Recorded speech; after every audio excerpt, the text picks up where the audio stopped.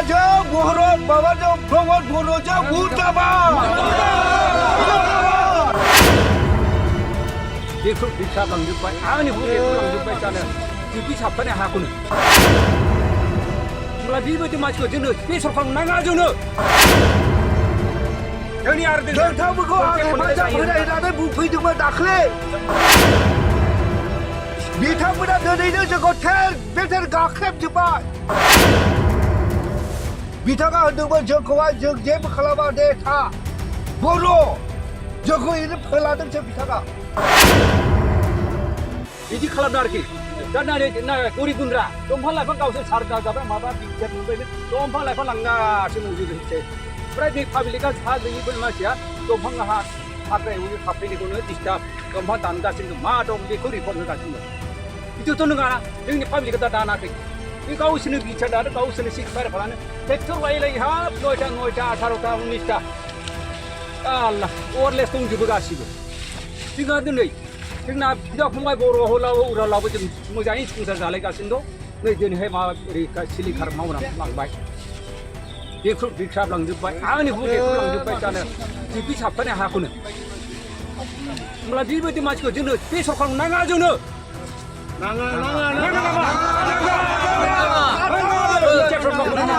फेरेगा सारा दस्रा देशआव खाना थाहैदों बिथाङा जोंखौ फेरेगा सारा जोंखौ जयनिं खालामफैनानै नोंथांमोनखौ आं हेफाजाब होनाय होननानै बुंफैदोंमोन दाख्लै बिथांमोना दिनैनो जोंखौ बेथेर गाख्रेबजोब्बाय फिसा फिसौ गारजोब्बाय मैगं थाइगं गारजोब्बाय माइरं दैरं गारजोब्बाय जगिन खालामनाय लोगो लोगो जोंखौ बाला गारहोफैदोंमोन बिथाङा दिनै मा खालामखो बिथाङा होनदोंमोन जोंखौहाय जों जेबो खालामा दे था बर' जोंखौ ओरैनो फोलादोंसो बिथाङा आंखौ भट हो होनाया बहा थांखो अब्ला जोंखौ मानो गोदाव सोराव खालामजाखो बिथाङा बेनार होफैलायदोंमोन बेसेबां गिदिर अब्ला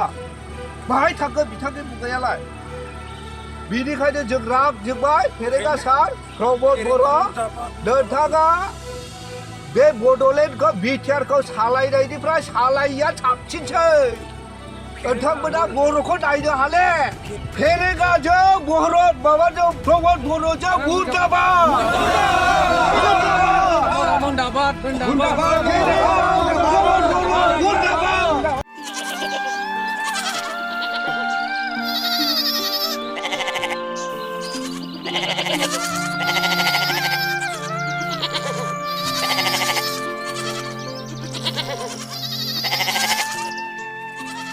কি হে বকুল